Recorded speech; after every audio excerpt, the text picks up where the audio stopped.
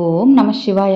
ఈరోజు శివయ్య సందేశం ఏంటి అంటే, భక్త, నువ్వు నన్ను ఎంతగానో నమ్ముతున్నావు కదా, అందుకే నా విభూతిని ధరించి ఇలా చేయి. ఈ రాత్రికే స్వయంగా నీ శివయ్య నీతో మాట్లాడబోతున్నారు. అగ్నిలో కాలగా మిగిలిన బూడిద కేవలం మట్టి అనుకుంటున్నావా? కాదు భక్త, అది సాక్షాత్తు కూడా నీ పరమశివుని స్పర్శ. మనం నిత్యం నిద్రపోయే ముందు పెట్టుకునే ఈ విభూది తలరాతను విధిరాతను మార్చే శక్తి దాగి ఉంటుందంటే మీరు నమ్మగలరా? చాలామంది కూడా ఇది నమ్మలేరు. భక్తితో విభూతిని పెట్టుకుంటారు, కానీ ఒక నిర్దిష్టమైన చోట ఆ ఒక్క వేలుతో విభూతిని తాకితే జరిగే అద్భుతం గురించి 99% ఎవ్వరికీ తెలియదు. అది అలంకారం కాదు, రక్షణ కవచం. గ్రహ దోషాలను, దృష్టి దోషాలను పటాపంచలు చేసి మీ ఆయుష్ను పెంచే దివ్య ఔషధం. అసలు విభూతిని ఎలా ధరించాలి? మూడో వేలుతోనా లేక బొటన వేలుతోనా? తడిపి పెట్టాలా లేదా పొడిగానే పెట్టుకోవాలా? అసలు విభూది పెట్టుకున్న వెంటనే మన శరీరంలో జరిగిపోయే మార్పు ఏంటి? అవన్నీ కూడా ఈరోజు మనం తెలుసుకుందాం. మీ నుదుటి రాతను మార్చుకునే ఆ రహస్యాన్ని మీరు తెలుసుకుంటారు కదా. ఆలస్యం చేయకుండా ఆఖరి వరకు వినండి. విభూది అంటే ఐశ్వర్యం, భస్మం అంటే పాపాలను కాల్చేది.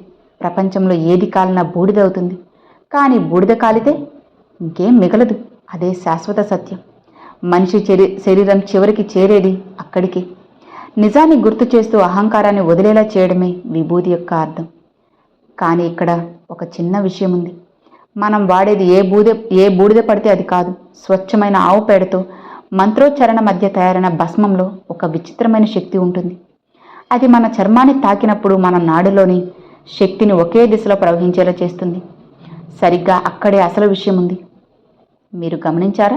విభూతిని సరిగ్గా కనుబొమ్మల మధ్యనే ఎందుకు ఎక్కువగా పెట్టుకుంటారు? అక్కడేముంది? అక్కడే ఉంది మన ఆజ్ఞాచక్రం. శరీరంలో ఉన్న నాడులన్నీ కూడా కలిసే కూడలది. అది విభూతిని అక్కడ పెట్టడం ద్వారా అనవసరమైన ఆలోచనలన్నీ ఆగిపోయి ఏకాగ్రత, సంకల్ప బలం 1000 రెట్లు పెరుగుతుంది. అది కేవలం బొట్టు కాదు, మీ మేధస్సుని తట్టిలేపే మాట. మరి గొంతు మీద విభూది ఎందుకు రాసుకుంటారో తెలుసా? శివుడు విషాన్ని గొంతులో ఎందుకు దాచాడు? గొంతు విశుద్ధి చక్రానికి స్థానం. మనం మాట్లాడే మాటలే మన శక్తి. గొంతుపై విభూది ధరిస్తే అది మన వాక్కును శుద్ధి చేస్తుంది. నోటి నుండి వచ్చే మాట ఎదుటివారికి శాపంలా కాకుండా ఆశీర్వాదంలా మారుతుంది. మీ మాటకు విలువ పెరగాలంటే గొంతుపై విభూది ఖచ్చితంగా ఉండాలి. భయం, ఆందోళన, గుండెదడ వీటిని క్షణాల్లో తగ్గించే శక్తి విభూదికి ఉందా? ఖచ్చితంగా ఉంది. ఛాతీ మధ్యలో అంటే అనాహత చక్రంపై విభూదిని ధరిస్తే అది మన ప్రాణశక్తిని కాపాడుతుంది. కంటికి కనిపించిన దుష్ట శక్తులు, భయాలు మీ దరిచేరు. మీ గుండెకు వేసే ఆధ్యాత్మిక కవచం ఇవన్నీ. మరి విభూది రాస్తే నా కష్టాలు పోతాయా? విధి మారుతుందా? చాలామంది తెలియక చేసే చిన్న చిన్న పొరపాట్లు ఇవి విభూది శక్తిని నిర్వీర్యం చేస్తున్నాయి. మరి ఆ తప్పులు ఏంటో ఎలా సరిదిద్దుకోవాలో తెలుసుకుందాం. మీరు గమనించారా? కొంతమంది నుదుటిపై కేవలం ఒక బొట్టులా కాకుండా 3 అడ్డనామాలు అంటే శివయ్య పెట్టుకున్నట్టు నామాలు పెట్టుకుంటారు. ఇది స్టైల్ కోసం అనుకుంటున్నారా? కాదు. ఈ 3 గీతల వెనుక సృష్టి రహస్యమే దాగి ఉంది. మొదటి గీత అహంకారాన్ని, రెండో గీత కర్మను, మూడో గీత మాయను కాల్చివేస్తుంది. అంతేకాదు, ఈ 3 గీతల సాక్షాత్తు ఋగ్వేదం, యజుర్వేదం, సామవేదాలకు ప్రతీకలు. అంటే మీరు నుదుటిపై 3 గీతల్లో విభూదిని ధరిస్తే సమస్త వేదాల సారం మీ మస్తిష్కంలోకి చేరినట్టే.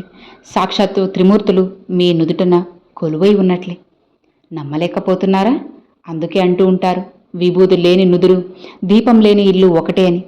అయితే ఒక హెచ్చరిక, మీరు విభూదిని ఏ వేలుతో తీసుకుంటున్నారు? పొరపాటున కూడా చూపుడు వేలుతో వాడకూడదు. ఎందుకంటే చూపుడు వేలు అహంకారానికి గుర్తు. మనం ఎవరినైనా నిందించేటప్పుడు ఆ వేలునే చూపిస్తాం. ఆ వేలుతో పవిత్రమైన భస్మాన్ని తాకితే మీలోని అహంకారం పెరిగి పుణ్యం కూడా పోతుంది. మరి ఏ వేలు వాడాలి? మీకు మనశ్శాంతి కావాలంటే ఉంగరపు వేలు వాడండి. ఆయుష్ పెరగాలంటే మధ్య వేలు వాడండి. ఆరోగ్యం కావాలంటే బొటన వేలు వాడండి. ఈ చిన్న మార్పు మీ జీవితంలో ఎంత పెద్ద పాజిటివ్ వైబ్రేషన్ తీసుకొస్తుందో మీరే గమనిస్తారు. మరొక సందేహం ఉంది కదా, ఇది చాలామందికి కూడా ఉంటుంది. విభూదిని నీళ్లతో తడిపి పెట్టాలా లేక పొడిగానే పెట్టుకోవాలా? దీనికి శాస్త్రం ఒక స్పష్టమైన సమాధానం ఇచ్చింది. ఉదయం స్నానం చేసిన వెంటనే పెట్టుకునేటప్పుడు విభూదిని నీటితో తడిపి పేస్ట్లా చేసి పెట్టుకోవాలి. దీనివల్ల అది చర్మానికి గట్టిగా పట్టుకుని శరీరంలో నీటిని వేడిని లాగేస్తుంది. కానీ సాయంత్రం వేళ పడుకునే ముందు మాత్రం పొడి విభూదిని వాడాలి. ఇది రాత్రిపూట మన చుట్టూ ఉండే నెగిటివ్ ఎనర్జీ నుండి మనల్ని కాపాడుతుంది. నిద్రలో పీడకళ్ళు రాకుండా ఉండాలి అంటే పడుకునే ముందు విభూది నుదుటను రాసుకుని చూడండి. ప్రశాంతమైన నిద్ర మీ సొంతం. ఇప్పుడు కాస్త సైన్స్ గురించి మాట్లాడుకుందాం.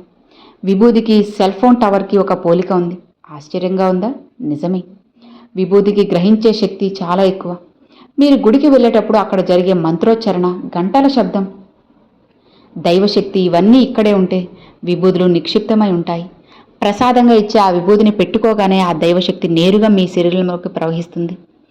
అది ఒక యాంటీనాలా పనిచేసే విశ్వంలో ఉండే పాజిటివ్ కాస్మిక్ ఎనర్జీని మీ వైపు ఆకర్షిస్తుంది. అందుకే ఎక్కడ పడితే అక్కడ, ఎవరి దగ్గర పడితే వారి దగ్గర విభూదిని తీసుకోకూడదు.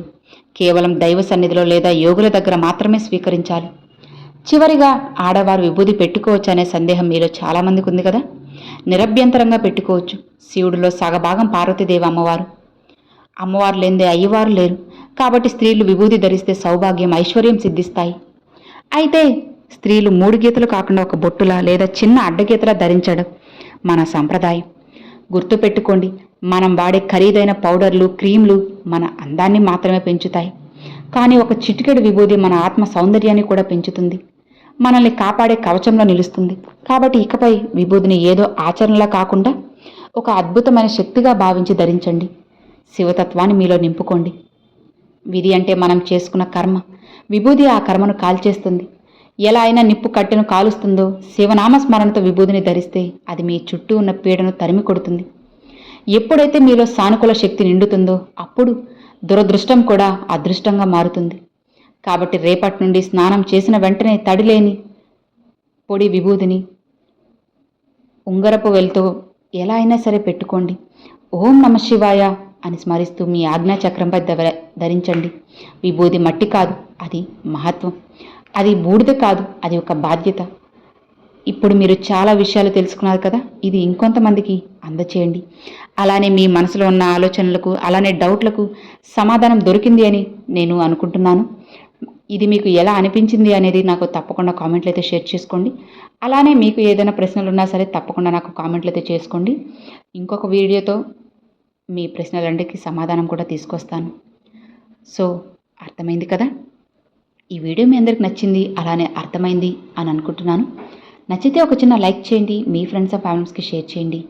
ఫస్ట్గా మన ఛానల్ చూసేవాళ్ళు సబ్స్క్రైబ్ చేసి సపోర్ట్ చేయండి ఫ్రెండ్స్. Thanks for watching. ఓం నమ శివాయ. శివాయ నమః.